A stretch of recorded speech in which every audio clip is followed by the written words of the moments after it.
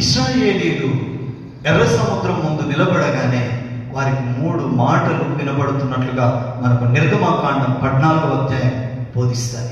ఏంటి ఆ 3 మాటలు అంటే, మొదటిది ఇశ్రాయేలీలందరూ కలిసి అంటున్న మాట, మనం తిరిగి వెనక్కి వెళ్ళిపోదామని.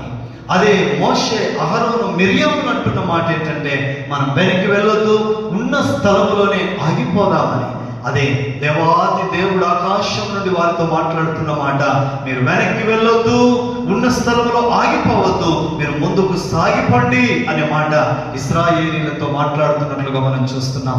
ఇక్కడ 3 మాటలు వెనక్కి వెళ్ళే ఇశ్రాయేలీలుగా, అక్కడే ఆగిపోదాం అనుకునే ఇశ్రాయేలీలుగా, ముందుకు సాగిపోయిన ఇశ్రాయేలీలుగా కనబడుతూ ఉన్నారు. నీ జీవితంలో ఎదురవుతున్న శోధనలో నువ్వు వెనక్కి వెళుతున్నావా, ఉన్న స్థలంలో ఆగిపోతున్నావా, లేక విశ్వాసముతో ప్రభు కొరకు